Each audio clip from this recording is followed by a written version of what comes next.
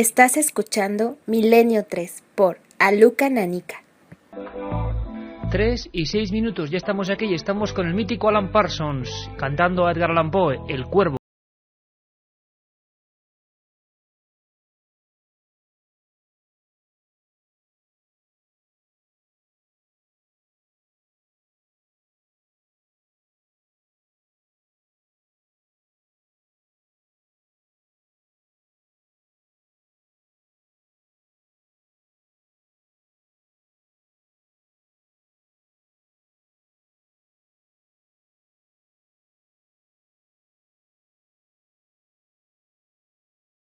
Carmen, ese poema misterioso que decía cierta noche ciega, empezaba así, y acababa con un cuervo terrorífico y negro, con el pico en el pecho de ese atormentadísimo siempre Edgar Allan Poe, al que dedicaremos un programa, sin duda alguna. Nos preguntáis mucho por esos artistas de la escritura, Edgar Allan Poe, Lovecraft, tantos otros, que estuvieron muy cerca del misterio. Carmen, menuda tarde-noche con los humitas, ¿eh? Buenas madrugadas, Iker. Buenas madrugadas a todos los oyentes, a esos fieles que nos acompañan ahora a estas horas, a las 3 de la mañana. Esta es la hora de los valientes. Claro que sí, pues menudas horas hemos pasado esta tarde, de 9 a 11 de la noche, que hemos hecho un especial sobre los humitas, sobre Humo. Sobre Humo, el planeta Humo, y por supuesto desmontando pieza por pieza pues lo que fue una especie de gigantesco fraude, pero mucho más apasionante que un fraude. La gente piensa que cuando hay fraude, cuando no hay platillos volantes, el tema deja de ser interesante. Caramba, yo creo que la historia de una especie de experimento sociológico de 30 años largos, manipulación mental, hemos descubierto historias alucinantes que nos revelaba, por decirlo en Enrique de Vicente, el famoso Priorato de Sion, que tan de moda está con el enigma sagrado, el Código da Vinci y demás, esa especie de sociedad secreta y sus relaciones con Humo en los años 50-60 en España. Hemos descubierto cómo Antonio Luis Moyano nos hablaba de el célebre caso de Vorónezh en la Unión Soviética antigua y lo que tuvo que ver, parece ser, declaraciones suyas, José Luis Jordán Peña, el psicólogo industrial que se autoinculpa de la gigantesca broma en la que hubo crímenes, hubo cartas, hubo falsos avistamientos, hubo gente que creía estar en contacto con los seres del espacio. El enigma de Humo, hemos escuchado sus voces y hemos escuchado incluso al mítico Antonio José Alés hablando con los humitas. Oye, Carmen, si te parece, y además en plan premio muy especial, seguramente más asequible o más emocionante para la gente que ha seguido ese programa, vamos a sortear solo 2 ejemplares, solo tenemos 2, de ese mítico libro, Un caso perfecto. Antonio Rivera, Rafael salir Farriós. De nuestra biblioteca, Iker, porque Sí, sí. Esos libros ya no se encuentran. Ese libro, mejor dicho, que estudió el célebre caso que hoy hemos diseccionado. OVNIs en Madrid, aterrizajes, cartas, supuestos extraterrestres infiltrados, una gran maniobra de espionaje, un caso perfecto. 7640, palabra milenio, queremos vuestra opinión. Y salimos con otra música que casi nos pone en ambiente. Esto se llamaba Espiral, de ese otro genio, Vangelis.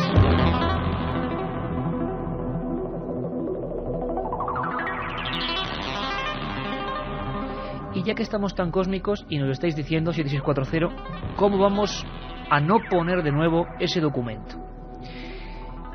Principios de los 80, programa Medianoche, mítico, Antonio José Alés. Hubo una época en que hasta los humitas, célebres humitas, llamaban a las radios para que se hablase de ellos. No lo olvidemos, por favor. Muchísima gente murió convencida de este experimento. Mucha gente se fue a la tumba creyendo, sinceramente, que estaban en contacto con seres de otros mundos que enviaban inmensos tochos de mensajes hechos a máquina de escribir, con mucha información científica. La polémica continúa y hoy nos hemos quedado sorprendidos porque en Francia, a través de Internet, había nuevas cartas de los supuestos humitas. Hoy nos puede parecer simplemente y sencillamente ridículo que alguien se dejara engañar por una especie de voces que además amigos nuestros nos han mandado mails analizándolas. Voces de humitas. Hoy nos hemos quedado, Javier Sierra y José Juan Montejo se quedaban impresionados. Recuperábamos esta voz de Antonio José Alés, emitida en un programa de Antonio José Alés, una llamada telefónica, de un supuesto humita, pidiendo que por favor hablaran de ellos, que no se olvidasen de ellos en la radio en esos años 80. La hemos analizado, la hemos comparado con otras voces que se recibieron en casa de personajes como comisarios de policía, Dionisio Garrido, Antonio Buero Vallejo, ni más ni menos. Gente importante, una élite que estaba en contacto con estos supuestos seres que evidentemente yo creo que eran más que terrenales y que estaban realizando una especie de experimento que duró 30 largos años, con fotografías, con huellas, un montaje como nunca se ha visto, yo creo, en ningún otro país. Incluso tenemos testimonios como el de Raúl Rojas, si no me equivoco, Carmen, que ha analizado esas voces justo al acabar el programa. La audiencia es así. ¿Y qué nos decía?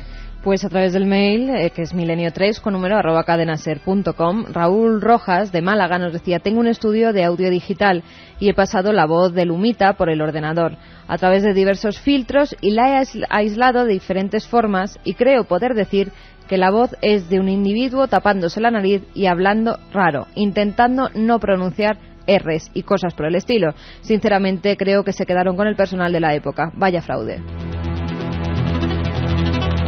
Sí, pero había que verlo todo en su contexto. Es lo que estamos intentando hacer que veáis, que penséis, que aquella gente recibía cartas que iban con un sello que era una H con una especie de palo en medio, los extremos curvos. Era supuestamente el organigrama, el sello de esa confederación de los humitas, que asimismo decía que habían descubierto nuestro planeta hace muchos años y que en el año 50 habían llegado hasta aquí. Bueno, y que estaban en España y en algunos sitios incluso infiltrados, como en Albacete, lugar donde luego hubo una historia con cuerpos mutilados que alguna vez hemos recordado por aquí. El asunto de los humitas es que ellos se consideraban, bueno, gente muy alta, nórdicos, y que tenían un defecto en la garganta, y que llamaban a este grupo de iniciados en Madrid, evidentemente todo suena a gran montaje, para saber cómo puede reaccionar el ser humano cuando se cree estar en contacto con seres de otros mundos. El propio Antonio José Alés en su día denunció a la Rand Corporation en Antena, este organismo sociológico estadounidense, porque se suponía que con la famosa historia de Orson Welles y aquella retransmisión de la Guerra de los Mundos había mucha más tela que cortar, es decir, se estaba en el fondo manipulando, más que manipulando, pulsando la sociedad. ¿Cómo reaccionaría la gente que estaba creyendo ser invadida por marcianos? En Estados Unidos ya lo visteis, caos en las carreteras, miedo, pero ¿cómo se reaccionaría en España? Hagamos un giro más allá, años 60, platillos volantes, se habla del tema casi clandestinamente, y se mandaron cartas a gente muy concreta. Fueron cobayas humanos. No deja de ser entrañable escuchar a estos humitas que llegaban a llamar en momentos claves para que nadie se olvidase de ellos. Escuchábamos una grabación del año 68 en la que el humita decía: no formulen preguntas, con esta voz. Alucinante, pero más alucinante ha sido comprender, escuchar que en los años 80 seguían haciendo, quienes sean los que estén detrás de esta broma, esas operaciones para que siguiera en torno a ellos una nube de enigmas. Escuchamos a Antonio José Alés, Medianoche, el programa Medianoche. Él lo comenta, recibió una llamada que apenas entendía nada y se le ha quedado un poco la carne de gallina. Eran los humitas. Entresaco del mensaje que los humitas querían que habláramos de ellos en Medianoche. Así que lo estamos haciendo por esa supuesta petición, a ver si empiezan a manifestarse de nuevo y nos llegan documentos a nosotros. Esta era la llamada que recibíamos y grabábamos porque nos pidieron expresamente que primero preparásemos un magnetofón para grabar. Y esto es lo que nos dijeron.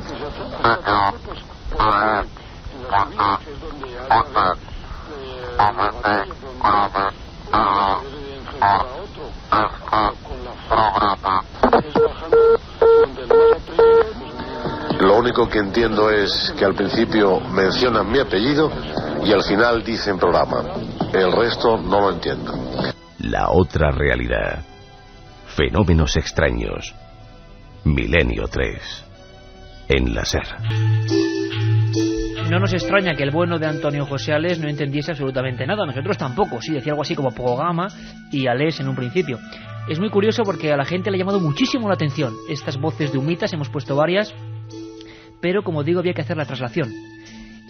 Ponerse en el pellejo de esa gente, ese criptogrupo de no más de 20 y 30 personas que estaba recibiendo mensajes. En esos mensajes decían: atención, 1 de junio vamos a aparecer. Y de repente el 1 de junio, portada de los periódicos como Informaciones en Madrid, luego Pueblo, OVNI en Madrid. Y el OVNI que se ve en las fotografías en San José de Valderas tiene el mismo símbolo que esas cartas.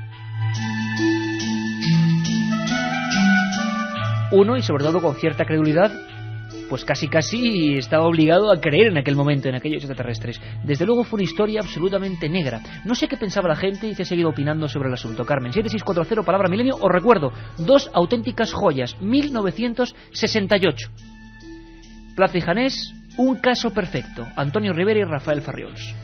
Pues Parsifal desde Alcañiz, Teruel, nos dice: humo fue una estrategia del Estado para desprestigiar el fenómeno OVNI. Muy interesante, porque hay muchos amigos, lo hemos comprobado en el aluvión de mensajes que habéis enviado, que después de las 2 horas de información y de novedades, muchísimas novedades esta tarde-noche, que se habló de la KGB, se habló, por supuesto, de Estados Unidos, se habló de la CIA, y se habló también de un sistema propio nuestro para calibrar primero la credulidad de algún sector del público que se reunía en aquel café que hoy hemos recordado paso a paso, el Café León, y sobre todo para desprestigiar también el asunto de los ovnis, que nadie creyese en ellos, ¿no? Julio desde Valencia nos pregunta: ¿por qué tantos datos sobre extraterrestres y ninguna manifestación pública?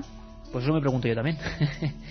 Si es que son extraterrestres, si es que los hay. Noel desde Madrid nos dice: el caso Humo es impresionante por lo bien realizada que estaban las cartas y el montaje en sí. No, desde luego que es excepcional, y que mucha gente, y sobre todo mucha gente joven, ha comprendido que en Madrid, aquí al lado, ocurrieron muchas cosas: crímenes, cartas, cápsulas esparcidas en el terreno, científicos sin nombre que acudían a las barriadas de Santa Mónica pidiendo 18.000 pesetas por esas cápsulas. Es decir, un montaje de tal engranaje, y no lo olvidemos, 30 años de cartas, que aquí las teníamos aquí encima, cartas que se han traducido al japonés, a todos los idiomas, cartas de unos supuestos extraterrestres, y que para muchos todavía siguen siendo una gran vanguardia científica. Bueno, la opinión es libre, y desde luego no nos cabe la menor duda de que hubo un inmenso montaje alucinante. Dani desde Alicante nos dice: yo creo que fue un experimento que al final se le fue de las manos. Carlos de Manresa: ¿qué hay de la conexión Humo-Albacete? Bueno, pues en su día, aunque no hicimos mucha alusión a la conexión Humo, como tantos, este mismo libro que sorteamos, Un caso perfecto, habla de un caso en Madrid, Aluche, en el 66, con unas huellas, la gente aterrorizada, y un año después en San José de Valderas. Y el libro lo único que dice, Carmen, es que fue un mismo ovni que tenía esa H en la panza. El único guiño de ese libro es la dedicatoria. Antonio Rivera y Rafael Farriols en aquella época en absoluto hablan de humo. Hablan de un objeto que se deja fotografiar, que aparece una H en su panza y que en Aluche también aterriza. Sin embargo, la dedicatoria es a Dei 98 y su grupo. Dei 98 era el supuesto humita que con esa voz terrorífica o casi cómica pues contacta con Fernando Sesma. ¿En Albacete qué ocurrió? Bueno, pues en uno de esos informes de Humo, habrá mucho que hablar de Humo y veo que es un tema que os ha apasionado. En muchos de esos informes de Humo aparecen ellos mismos diciendo, todo en un tono muy aséptico, diciendo no nos crean. Claro, rompía totalmente con todo lo que se conocía de los supuestos extraterrestres, que siempre eran auténticas barbaridades, ¿no? Sin ningún sentido. Estos parecían científicos, por lo menos, gráficos, datos. Y entonces ellos decían: estuvimos en tal año en Albacete, hicimos experimentos genéticos en una casa. Imaginaos cuando luego se descubre una historia terrorífica en esa casa, calle Mayor de Albacete, una marquesa, Margarita Ruiz de Liori, y hallazgos como símbolos en las paredes, perros despellejados, una mujer, la hija de la propia marquesa, a la que le falta una mano, que estaba metida en una lechera. Es decir, cosas terroríficas que los humitas hábilmente incorporaron años después. Es como si ahora nosotros queremos hacer un fraude y elegimos una fecha y dijimos: en aquella fecha matamos a tal persona. Uno acude a la hemeroteca y se da cuenta, caramba, que esa persona murió en tal punto. Exactamente lo mismo, amigos, y hoy nos introdució en esa historia magníficamente Enrique de Vicente, director de Año Cero. Exactamente igual que lo que yo encontré investigando el Priorato de Sion, el famoso Priorato de Sion, el famoso Código Da Vinci, los maestres que dominan el mundo, René Le Chateau. O sea, para mí todo un fraude tremendo, pero interesantísimo sociológicamente. Exactamente lo mismo. Los papeles del Priorato, si hacemos una extracción, hablan de crímenes de personas que murieron en determinados momentos investigando el tema. Uno va y caramba, es cierto, pero esos papeles habían sido posteriores, habían utilizado historias reales para adornar, para aderezar su increíble historia. La otra realidad. Milenio 3. En la SER. Si te parece, Carmen, terminamos con Humo, porque yo creo que la sensación importante es la que queda todavía en algunas personas. Parece que todo está muy claro, ¿no? Que José Luis y al parecer, Peña, según nos apunta Víctor de Alcorcón, que vive a 100 metros de los castillos de San José de Valderas, caramba, allí se sigue hablando de vez en cuando del falso ovni. Claro, es que no es un mito de tal calibre. Páginas, ¿verdad, Carmen?, en Argentina, en Japón, en México, en India. Es decir, el mito Humo, de unos extraterrestres infiltrados con ese símbolo y con esa ciencia aparentemente, que es diferente a todo lo que se ha hecho jamás en el mundo del contactismo. Claro, se ha quedado y se ha perpetuado. Como fenómeno social es alucinante, como película dignísima de verdad de ser una auténtica trama. Todavía hoy, 2004, hay gente que espera nuevos contactos con Humo. Y no gente cualquiera, no tíos con túnicas subidos en montes, no. Gente de la talla del empresario catalán de la industria química Rafael Farriols, que es uno de los autores de ese libro que hoy sorteamos, Un caso perfecto. Rafael Farriols, 30 años después. Y fijaos lo que dice. En otras ocasiones, en estos 30 años de comunicación con los humitas, han habido periodos de silencio similares. Lo que pasa es que en cualquier momento podemos recibir una carta a un humita diciéndome: bueno, es que no estábamos en su planeta, pero ya hemos vuelto. Y de hecho en el 2003 parece ser, Carmen, que yo no lo sabía, no me he enterado esta noche, que en Francia, cartas de nuevo, ¿eh? Sí, en Francia hay cartas pues de esos supuestos seres del planeta Humo que el año pasado eran aún enviadas a algunas de las personas, incluso se referían a familiares de las personas que llevan esa página de internet. Bueno, es muy curioso porque evidentemente son gente que habrá cogido el testigo de este movimiento, porque en España sin duda alguna todas las miras apuntan a José Luis Jordán, ese psicólogo industrial de que hemos hablado, al que llamamos, Milenio 3 ha llamado, y tenemos además que congratularnos porque creemos que, bueno, lo hemos vuelto a hablar con ellos después, con el hijo, con José y Luis. Creo que se han dado cuenta del respeto con el que hemos hecho todo, para su padre, para ellos, para todo el mundo. Aquí la opinión es absolutamente libre y Milenio 3 siempre da toda la oportunidad, pero desde luego la trama es alucinante, tan alucinante como que tenemos de nuevo noticias en el asunto de los exorcismos, y desgraciadamente siempre que hablamos de exorcismos no cambia la cosa, es para mal.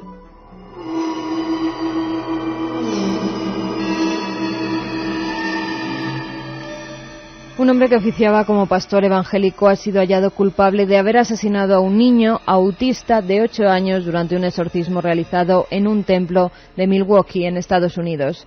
Ray Henfield, de 47 años, que trabajaba como conserje de escuela y ejercía de pastor, puede cumplir hasta 10 años de cárcel por haber asfixiado hace un año a Terrence Cottrell al acostarse sobre su pecho durante 2 horas mientras realizaba pues el ritual de sacarle los demonios del cuerpo.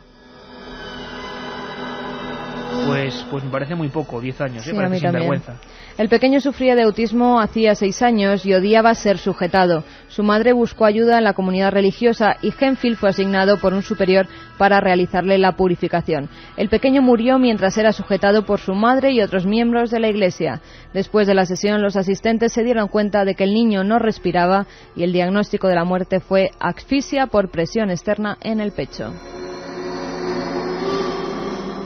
Es terrorífico, y es que el exorcismo mucha gente lo relaciona con el diablo, pero es que se mata en nombre de Dios. Yo recuerdo un caso en España, Carmen, sí. Un caso que tú investigaste en Alicante, ¿no? Efectivamente, y era el mismo en método. Alfaz del Pi. En Alfaz del Pi no era un exorcismo, era otro tipo de ritual en el que varias personas se ponían encima de otra, en este caso era una mujer.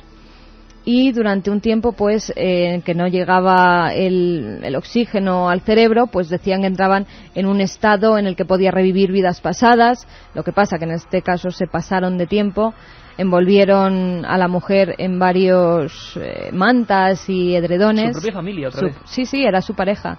Su pareja la envolvió en varios edredones y mantas, y también durante casi 1 hora estuvieron encima de ella y claro, la mataron. Ha pasado ahora en Milwaukee, piden 10 años. Yo es que hay cosas que a veces, no sé, matar a un niño de esta manera, yo no sé, la ley como, claro, ya hablaríamos de palabras mayores, ¿no? Pero me parece increíble y claro, analizamos que no hay que irse muy lejos. En España, hace tan solo unos años, tú estuviste allí, Carmen, y bueno, fue increíble porque una gente de alto nivel cultural, o sea, tampoco eran unos tirados que no tuvieran conciencia de lo que hacían, no, era, en vez de tema exorcismo religioso, esa nueva religión, por un lado, tipo New Age, pero que había, bueno, pues ciertas derivaciones. Decían, bueno, es lo de siempre. A saber a qué maestro se le ha ocurrido decir que en ese periodo sin oxígeno en el cerebro uno tiene lucidez para ver otras vidas. Pues mira, lo que está claro es que esta vida ya, aquella mujer, sí, no la va a volver a tener. Ellos sí que se dedicaban pues a hacer varios rituales, incluso meditaban al lado del mar. Yo conseguí incluso una cinta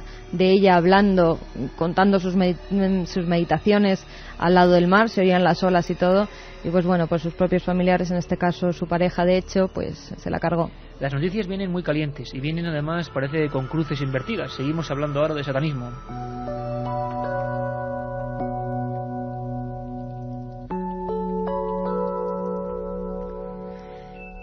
En Italia hay una creciente alarma por el satanismo. El padre Aldo Buononaito, director de servicio de llamadas de emergencia que provee ayuda a jóvenes que desean salir de sectas satánicas, ha alertado sobre el alarmante crecimiento del satanismo que ha creado un mercado de hostias consagradas en Italia. En declaraciones al semanario católico italiano Familia Cristiana, el sacerdote aseguró que existe una proliferación de sectas que practican misas negras con profanaciones de hostias consagradas, estupros y torturas. Conocemos casos de vampirismo consentido, asegura, y también utilización de jóvenes a los que se les agrede tras haberles drogado en el transcurso de orgías. Al parecer, las hostias consagradas se venden a un precio que varía entre los 80 y los 500 euros, dependiendo del tamaño de esta, de la importancia de la iglesia de la que proviene y de quién la haya consagrado. El valor más alto correspondía a las hostias consagradas en la iglesia de Roma, sobre todo las que se hallan más cercanas al Vaticano. Según apuntó el sacerdote, se roban de dos maneras, en los tabernáculos o comulgando. Algunas sectas las utilizan haciendo rituales con ellas, con LSD y con cocaína, y muchas veces estos ritos son conducidos por ex sacerdotes que se han puesto al servicio de Satanás. Pero también en nuestro país, Iker, un sacerdote de la diócesis de Burgos, experto en sectas satánicas, ha denunciado en el diario La Razón que más de 50 sectas satánicas operan en la península y más de 6.000 personas pertenecen a ellas. Madrid, Barcelona y la Comunidad Valenciana son los lugares de mayor implantación de estos grupos. Según Manuel Guerra, está confirmado que tanto la secta Toro como Hermanos de Changó han practicado sacrificios humanos. Según el sacerdote, la mayoría de sectas satánicas y sus grupos tratan de permanecer ocultos, prefieren dividirse y subdividirse a formar un grupo numeroso que, aunque contaría con más fuerza, estaría más expuesto al desvelamiento de sus secretos y a las denuncias.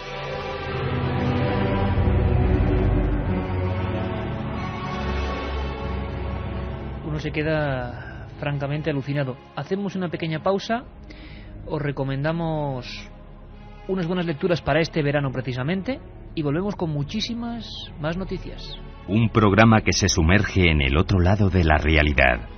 Milenio 3, con Iker Jiménez y todo su equipo en la SER. Amigos que nos escriben y que nos dicen: yo trabajé en una especie de psiquiátrico y hay verdaderos momentos de pánico en que uno se plantea la posesión satánica. Dice que se abstiene de dar su nombre y aquí, por supuesto, se lo respetamos.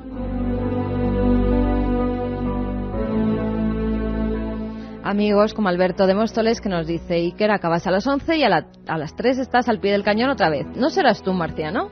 Ahí está el secreto. No, marciano no. No formulen preguntas.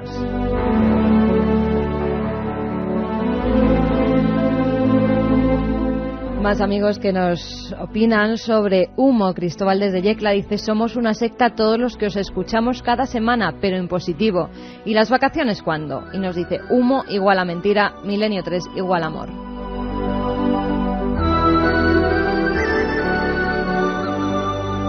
Qué bonito mensaje, qué pocas letras, pero qué significativo. Hombre, pues espero que nos veáis así. Es un orgullo para nosotros. Y vacaciones muy poquitas, muy poquitas. Nuestras vacaciones son estar aquí delante del micro y siempre en vivo, porque, por ejemplo, estando en vivo, podemos saber qué opináis, cómo os interconectáis con nosotros. Por cierto, Carmen, que el tema de hostias consagradas, quería preguntártelo porque tú lo publicaste en Misterios de la Iglesia. En España, algunas célebres, vamos a llamarlas entre comillas endemoniadas, investigadas por la Iglesia española, como es el caso de Zaragoza, año 34, el Padre Solá, ya hacían esas prácticas, ¿no? De robar en las comuniones las hostias. Bueno, aunque en este caso esa niña, el célebre caso, era ordenada por un grupo de hermanos, pero en los años 30, antes de la guerra en España... Por su hermano. Sí, por eso, su hermano pertenecía a una secta satánica. Esta era una niña que estudiaba en un colegio de Zaragoza y cuando iba a comulgar, en vez de tragarse la hostia consagrada, pues se la guardaba en una especie de pañuelito y luego, pues cuando reunía un grupo de ellas, se las daba a su hermano, pues eso, para hacer rituales con su secta, con su grupo. Esta niña luego, al parecer, según los sacerdotes que la trataron, tuvo una posesión demoníaca, la realizaron un exorcismo. Además, al entrar en la iglesia, pues incluso el sacerdote, que era el padre Francisco de Paula Solá, recordemos, es nombrado por oficial de la Iglesia Católica en Barcelona, nombrado por el obispado, pues dice que incluso esta niña, al entrar en la iglesia, Era tremendo los gritos, los alaridos que daban, no quería pisar el templo, y cuando lograron meterla, pues no saben cómo ni por qué, la niña comenzó a elevarse por encima de los bancos y fue a dar hasta el altar. Oye, ahora me vas a contar algo de Stephen Hawking, en unos momentos, ¿vale? Noticia de alcance sobre agujeros negros y ese gran genio Stephen Hawking, pero como yo principalmente soy un auténtico ignorante y me gusta aprender con los oyentes, me gustaría saber brevemente, a ver si Carlos Barroso nos hace la ficha, la microficha, y nos dice quién es este hombre, este auténtico ejemplo, este hombre al que le vemos siempre, bueno, pues en una silla de ruedas, manejándose con un lenguaje especial que él toca, todo un genio, todo un vanguardista, todo un innovador. Stephen Hawking, lo conocemos. Stephen Hawking nació en Oxford, Inglaterra, el 8 de enero de 1942. Hijo de un biólogo, se educa en el seno de una familia con gran formación intelectual. Desde la más tierna infancia, se sintió inclinado por las matemáticas y la física. Estudió en Oxford y al licenciarse consiguió una beca para Cambridge, donde se doctoró en física teórica y cosmología. Pocos años después, se trasladó a Oriente Próximo, donde quizás contrajo el virus que le provocó la esclerosis lateral amitrófica, que le obliga a estar permanentemente en una silla de ruedas, aunque no le afecta el intelecto. Con el paso del tiempo, ha ido perdiendo facultades físicas. No puede hablar y solo se expresa mediante un aparato que se activa con los impulsos de su mano derecha.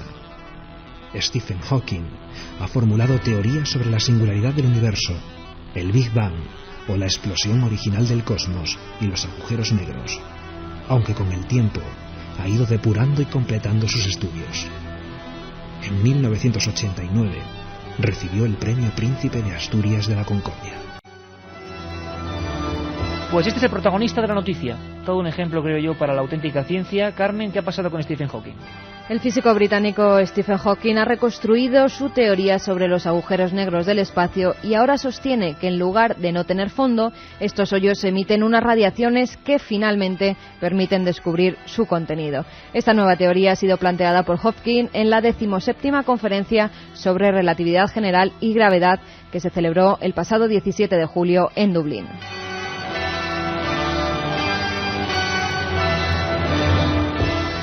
Según ha asegurado en una nota el físico, he resuelto el problema de la paradoja de la información en los agujeros negros y quiero hablar de ello. Básicamente, su nueva teoría cuestiona que los agujeros negros sean el pozo sin fondo que todo el mundo creía. Sí, eso que se lo tragaba todo, ¿no? El agujero negro. Después de que él mismo haya defendido durante casi 30 años que un agujero negro destruye todo lo que cae en él. Los agujeros negros son regiones del espacio donde la materia se comprime hasta tal punto que ni siquiera la luz puede escapar al tirón de su enorme fuerza de gravedad. Nada de lo que engulle un agujero negro vuelve a ser visto, o al menos eso es lo que se creía hasta ahora por los científicos.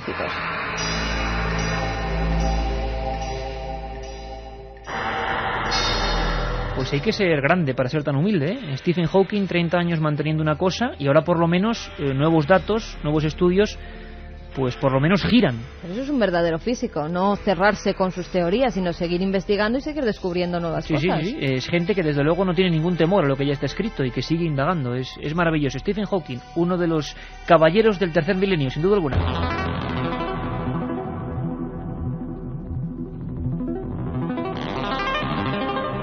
Y dejamos de nuevo, no sé si decir al tema OVNI, porque esto también es extrañísimo.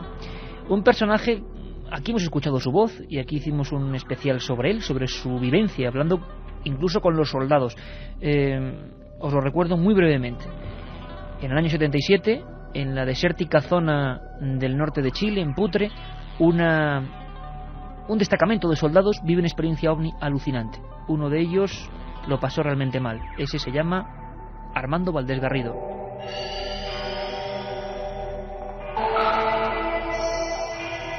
Armando Valdés, que desapareció delante de su propia compañía después de que apareciese una especie de luz y una neblina se hiciese con todo el entorno. Por lo menos es lo que mantenían los soldados. Aquí pasaron Raúl Salinas y algunos otros conscriptos, como los llamaban allí.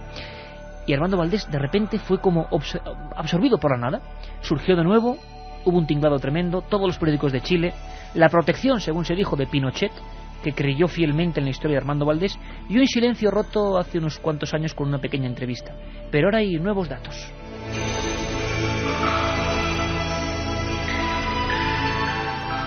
A la sombra de la verdad, así se llamará el libro del Cabo Valdés, donde contará lo que vivió en Putre el 25 de abril de 1977, cuando el entonces cabo del ejército y 7 soldados vieron descender 2 luces. Una de ellas iluminó el lugar e hizo desaparecer a Valdés durante 15 minutos. Pasado ese tiempo, el cabo apareció con barba de 3 días y el reloj adelantado esas mismas jornadas. Aunque Valdés asegura que aún no sabe cuándo va a salir el libro, sí que dice que va a hablar de todas las mentiras que han dicho en torno a él, como que los extraterrestres habían sanado a su hija, cosa que, según afirma, él nunca declaró. Durante todos estos años ha estado recopilando todo el material en el que se hablaba de su historia y asegura: me he reído mucho con algunas cosas que se han dicho de mí. También ha añadido que en el libro va a hablar de muchos temas y que los ufólogos se van a enojar y seguramente van a decir que cambié mi versión. Lo que sí ha declarado Valdés es que no fue abducido, según sus propias palabras. Dijo: hubo otra cosa, pero no es lo que los investigadores dicen. Yo mi caso lo tengo solucionado. Hombre, no es por hacer aquí el humita ni hacer ningún guiño de nuevo extraño con mis amigos los humitas, pero lo cierto, yo estaba en Argentina en el año 99 cuando accedí a la grabación de las primeras declaraciones, 20 años después casi, de Armando Valdés Garrido, y él, bueno, recordaba ciertas cosas en ese espacio de tiempo extraño que se cifró en tiempo nuestro en 15 minutos. En una explanada en Putre, los soldados le ven desaparecer, lo buscan por todas partes, no está, aparece de nuevo en el centro, dice unas cuantas palabras extrañas, ustedes nunca sabrán, es una de ellas, que dio título a un libro en Chile, de un periodista chileno. Se monta un tinglado tremendo, pero lo cierto y verdad es que Valdés nunca había hablado de qué le pasó. Lo de abducción, porque estaba muy en boga aquello de las abducciones, pues se tomó casi porque sí, que había sido así. Pero había mucha más tela que cortar, como suelo decir de vez en cuando. Armando Valdés Garrido estuvo un tiempo perdido, simplemente, nada más. También otro experimento tipo humo, tipo hacer creer a alguien que está viviendo una experiencia extraterrestre, no sería la vez primera. Armando Valdés, lo que sí me acuerdo, en aquella grabación que me pone Jorge Anfruns, el decano de los ufólogos chilenos, allí en un refugio en Cerro Uritorco, me acuerdo como si fuera hoy, ya han pasado 6 años, pone esa grabación, y Armando Valdés decía que se acordaba sobre todo de una cosa. ¿Sabes de qué, Carmen? No. De una letra que le daba terror, la letra H.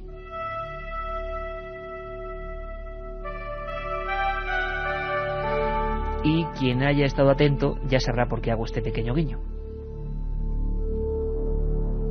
Letra H como el anagrama de los humitas, que evidentemente eran humanos y más que humanos. Carmen, ¿qué sigue diciendo nuestro público?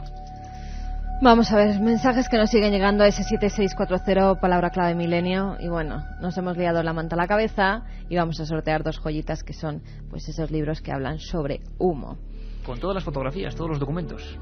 Óscar desde Madrid nos dice: no sé por qué, pero cuando se habla de exorcismo, satanismo y demás se me ponen los pelos de punta. Pues sí, la verdad es que es terrible. A cualquiera. Y en España se siguen haciendo y... Esperemos que nunca se dé un caso como estos, ¿eh? No, nunca se dé un caso como estos. Ha habido casos como estos ya. Ha habido. El verano pasado, por estas fechas hace un año, hablábamos de los casos de exorcismo. Nos preguntáis ahora por casos de muerte en exorcismo en España. Bueno, podríamos reducirlo a unos cuantos puñados de nombres, seguramente porque no hay mucha más información o porque muchos cuerpos han llegado muy dañados a hospitales y no se ha dicho qué ha pasado con ellos, pero el caso de Encarnación Guardia en el Albaicín, uno de los más terroríficos, para mí el más terrorífico, y luego el de la niña Rosa García, si no recuerdo mal, en Almansa, en la provincia de Albacete. En ambos casos su propia familia, y no hablando de Satán, sino hablando de Dios. En ambos casos les vaciaron por dentro, les sacaron las entrañas por vía vaginal, o sea, un escándalo absoluto, y que fue portada también de los periódicos. Mucha de esa gente, creo que toda la gente que intervino en esos casos como culpable está ya en libertad. En el Albaicín hubo un detalle que nos comentaban aquí los forenses que llamó mucho la atención y que recordado ahora puede ser tétrico. Imaginaos una sala de cadáveres, una morgue.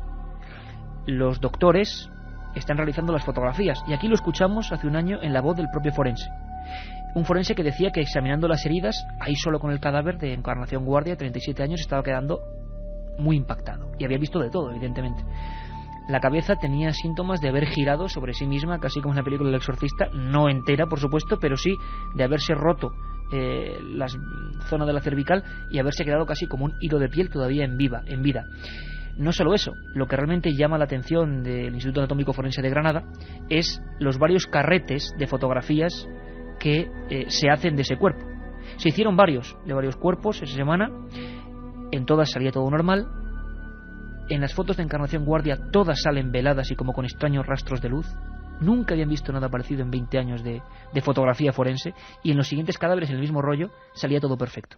Solamente esa negrura en ese cadáver, el de la exorcizada del barrio de Albaicín, 1990.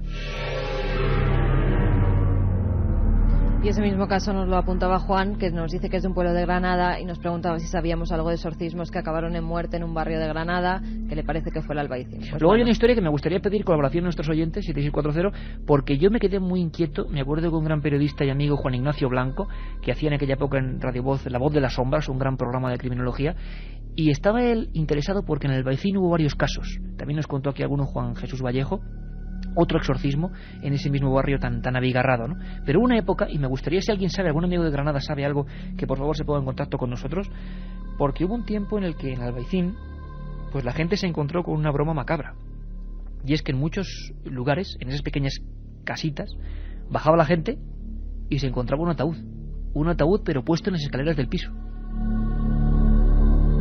Anda, que vaya visión, ¿no? Si no baja ahora y se encuentra un ataúd ahí, muchas veces eso, cerrado con su cruz. Nadie supo por qué, si era una broma, pero una broma de quién. Transportando ataúdes nuevos, de la funeraria.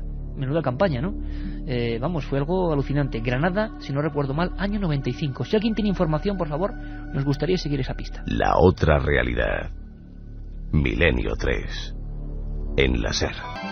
Hola amigos, ¿deberían condenar a la madre por consentirlo o por recurrir a la Iglesia? No crece el satanismo, la Iglesia pierde credibilidad, nos dice Nela. Opiniones Paco para todos los gustos. de Castellón. Carmen, creo que en tu libro debe aparecer un caso de exorcismo en Cádiz, en la calle Cristo de la Misericordia. Yo fui testigo.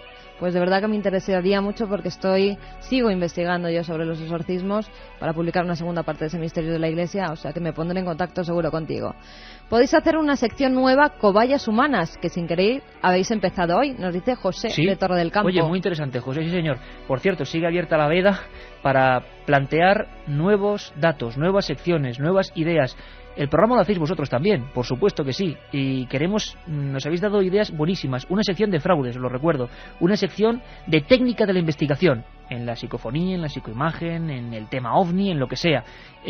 Muchos datos sobre personajes históricos que haremos, por supuesto. Y ahora esto, cobayas humanos. No hay pocos, no hay pocos.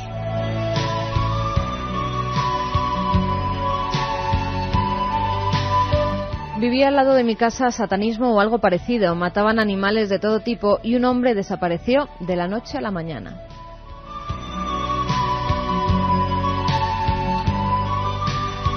Otra sugerencia que nos hace Carlos de Albacete. Sugerencia, programas sobre objetos o famosas joyas malditas como el diamante Koh-i-Noor. ¿Existen de verdad estos objetos? Bueno, hace poco hablábamos del Pazuzu, el famoso diablo, la figurilla que salía en El Exorcista y que fue, bueno, víctima de una maldición, o causante de una maldición, entre comillas, por supuesto. Nacho Ares, la historia perdida, que por supuesto volverá con más fuerza que nunca dentro de unas semanas. A Santi y a Nacho les dejamos descansar un poquito, al conspiranoico y al histórico, y estarán dentro de poco con nosotros.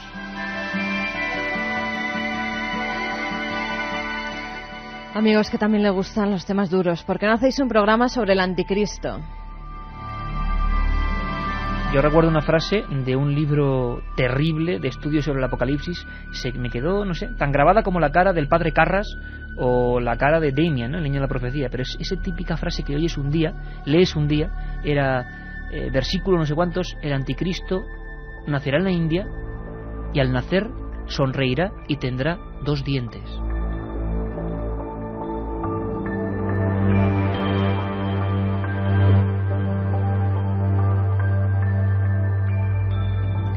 Vamos con más mensajes que nos llegan a ese 7640. Pues al parecer algún amigo que oye también otras cadenas dicen que te han dado un revolcón en un programa de otra cadena esta tarde y que por fin alguien te va a tratar como te mereces en las ondas. ¿A mí?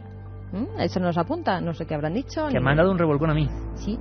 Ah, bueno, pues nosotros lo que siempre hemos manifestado es que, bueno, libertad para todo el mundo. Ese es el espíritu de Milenio 3 precisamente. Y hemos intentado siempre dar ánimo a todos los programas, a todos los que están, los que no están, los que han estado y han dejado de estar. Y cuando nos han preguntado hemos dicho que todos tenemos que estar. Ese es nuestro talante. Si alguien no lo comparte, es su problema. Nosotros siempre rollo positivo. La otra realidad. Milenio 3. En la SER. Y el comandante Antonio Bravo, que me hace un gesto así, un gesto que por cierto es el que yo hacía en la alerta OVNI. Ese es el gesto que ya tanto nuestro, te criticaron, sí, además. Sí, con el pulgar, claro que sí, Antonio, ese es nuestro espíritu, claro que sí, por encima de todo y de todos, y que la gente se lo pase muy bien, y que todos hagamos radio, y cuantas más radios y más emisoras, mucho mejor. Nosotros nunca queremos sin criticar a nadie de esa manera. Antonio, si te parece, vamos a ir a un documento estremecedor, que es algo que habla del edificio Dakota, algo asombroso.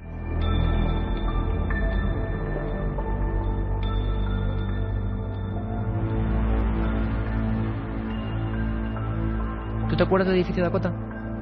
Nos han preguntado mucho. Nos han preguntado sobre el edificio Dakota y sobre su verdadera historia, porque también al parecer hay mucha leyenda en torno a él. Claro, y la gente mete ahí historias y crímenes que no son, y otros que sí son no se meten. Edificio Dakota, casa maldita. Hoy hablábamos de la casa de Antonio Groy número 3. Espero que nadie de vosotros, en el buen sentido, si alguien vive ahí, un abrazo muy fuerte, que no pasa nada. Pero claro, la calle Antonio Groy número 3 era la calle de los diferentes crímenes. Sí. Una apareció un niño colgado en el armario, otra fue una pelea, se dijo entre la prensa, entre homosexuales, que en aquella época, claro, debía saberse mucho menos. Claro, y se pegaron de candelabrazos uno a otro. Un candelabro. En la misma habitación, y en la misma habitación, el sastre José María Ruiz Martínez, hoy le hemos hablado, mataba a sus 5 hijos y a su familia y salía al balcón con extrañas palabras, ¿no? Pues todo eso en la misma casa, en el mismo lugar. Hasta la policía de Madrid se quedó un poco inquieta y lo escuchamos en su día de caramba, cuánto crimen en el mismo sitio, en la misma habitación. Bueno, pues el edificio Dakota sería algo parecido, o no, o hay mucha leyenda. Le hemos pedido a Carlos Barroso que os cuente a todos la historia. Con luz y taquígrafos, preparaos, edificio Dakota. Se encuentra en la esquina norte de Central Park, con la calle 72, en plena zona residencial de la isla neoyorquina de Manhattan.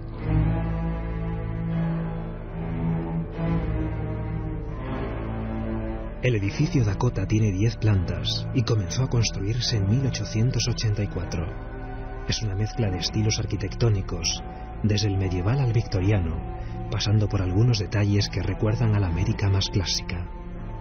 El porqué de su nombre se desconoce, pero muchos han llegado a añadir al edificio el sobrenombre de Drácula, debido a su aspecto lúgubre. Siempre ha sido testigo de fenómenos extraños, apariciones inexplicables y sucesos lamentablemente célebres.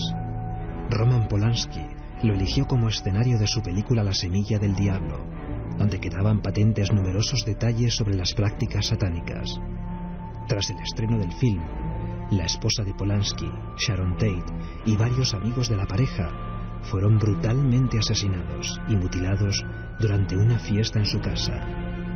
Charles Manson, líder de una secta satánica apodado Satán, fue detenido, pero el múltiple crimen continúa envuelto en un cierto halo de misterio. Entre sus inquilinos estuvo Boris Karloff, el célebre actor estadounidense que llegó a la fama gracias a su interpretación del papel de Drácula y que murió convencido de que realmente era un vampiro. También vivió en el Dakota Joe Milziner, un hombre obsesionado con el edificio que almacenaba montones de recortes y papeles sobre el inmueble.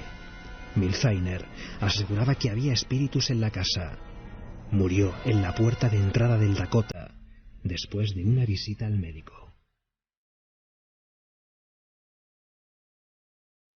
Estos no han sido los únicos fenómenos extraños registrados en ese lugar a lo largo de su historia. En el sótano hay quien asegura haber visto objetos lanzarse con fuerza hacia el suelo.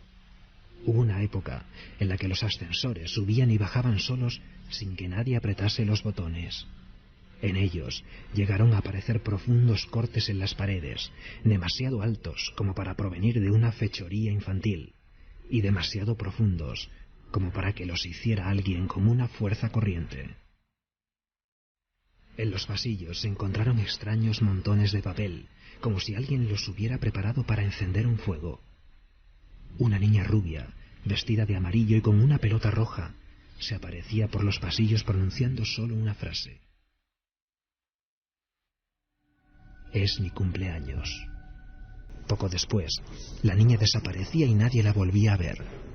Ningún vecino del Dakota la conocía ni la pudo identificar jamás. Como cientos de casos inexplicables, aunque quizás el más llamativo y el más conocido por la relevancia de sus protagonistas es el del cantante John Lennon y su esposa Yoko Ono. Antes de mudarse al apartamento en el Dakota, los Lennon decidieron realizar una sesión de espiritismo para saber si alguien más vivía en su interior, y comprobaron que sí. La medium contactó rápidamente con Jessie Ryan, esposa del actor Robert Ryan, fallecida en ese piso meses antes. Según la medium, el espíritu dejó clara desde el principio su intención de permanecer en el inmueble. Una fría mañana de diciembre de 1980, el ex-Beatle fue sorprendido en la calle por uno de sus fans, Mark David Chapman, que le descerrajó varios disparos. Tan dramático episodio ocurrió justo enfrente del Dakota, a pocos metros de la entrada del edificio. Una placa con la inscripción Imagine, permanentemente adornada con flores, recuerda que allí dejó su vida uno de los tantos inquilinos ilustres del edificio más misterioso de Nueva York. La otra realidad. Milenio 3. En la SER. Ahí estaba, el archivo secreto sobre el edificio de Dakota, ni más ni menos, menuda historia, como para alquilarse ahí un pisito. Por cierto, en Ciudad Juárez tampoco es un buen sitio, sobre todo para las mujeres, ¿verdad, Carmen? Pues sí, que el pasado viernes la televisión azteca emitía el último capítulo de Tan infinito como el desierto. Se trataba de una serie en la que se abordaba la dramática realidad que se vive en Ciudad Juárez, donde más de 300 mujeres han sido asesinadas en los últimos años. Para realizar el guión, 5 mujeres se han encargado de recopilar toda la información e incluso hablar con familiares de estas mujeres muertas, y en la serie mostraron las diversas teorías que hay en torno a los asesinatos, desde sectas hasta comercio de órganos. Todo ello ha provocado una gran polémica en torno a esta serie. En California ya se está rodando la película La Virgen de Juárez, también referida a la tragedia que envuelve a esta ciudad. Pero al parecer las autoridades por el momento no están haciendo nada para que estos asesinatos no se vuelvan a producir. La última desaparición se produjo el 4 de julio. ¿De este año? Sí, hace unos días. Una mujer, Juana Cabello Vargas, de 33 años, salió de su casa ese día y desde entonces no se ha tenido noticias de ella. Las cruces con unos nombres, simplemente, en el desierto. Hicimos un programa el año pasado y fue para mí de los más duros y más impactantes. Escuchábamos la voz de esas mujeres de negro que van buscando, y a periodistas muy valientes que están allí, y a los forenses, luchando contra un sistema terrorífico. Casi tan terrorífico, Carmen, como esos murciélagos a los que nos referíamos la semana pasada, no, el viernes, que habían atacado en Chile a una gente, murciélagos gigantescos. Murciélagos, de nuevo, de alguna manera, protagonistas en una historia luctuosa, ¿no? El jaibaná, o sabio de una comunidad indígena del noroeste de Colombia, fue asesinado junto a su esposa e hijo por miembros de una comunidad tras atribuirle la muerte de 13 niños por un brote de rabia humana causada por murciélagos. El triple crimen fue El triple crimen fue cometido por 4 aborígenes en Pizarro, en la localidad del departamento selvático de Chocó. Las autoridades policiales dijeron que conocieron los hechos por informaciones de la misma comunidad. Para los indígenas, las muertes de los niños se derivaron de una mala práctica del sabio o doctor de su comunidad que alborotó los malos espíritus.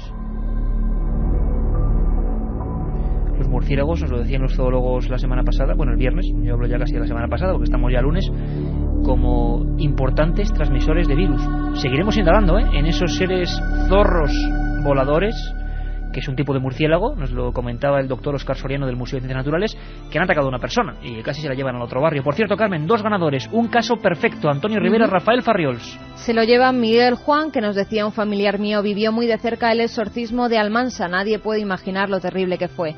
Y otro va para Olga de Las Palmas, que nos dice: humo, un fraude, vosotros los mejores para mostrarnos el fraude. Bueno, ahí estamos, nosotros intentamos contar la verdad, aunque la verdad siempre es algo muy lejano, muy abstracto, nadie la tiene en su buchaca, desde luego. El tema humo fue un especial.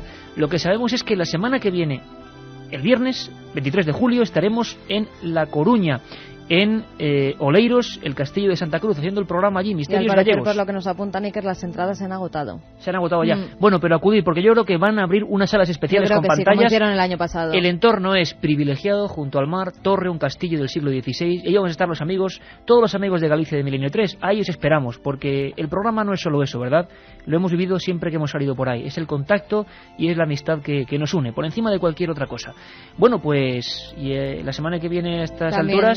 Dar a todos las gracias por lo que vas a decir, Iker, porque nos estaban felicitando por esa antena de oro que recogeremos el sábado aquí en Madrid, que bueno, han tenido a bien dárnosla este año, Iker. Bueno, pues muchísimas gracias, porque es obra vuestra y sobre todo lo que decían por el rigor en la información. Muchísimas gracias al jurado y muchísimas gracias a todos vosotros. Nos vemos el viernes, un abrazo.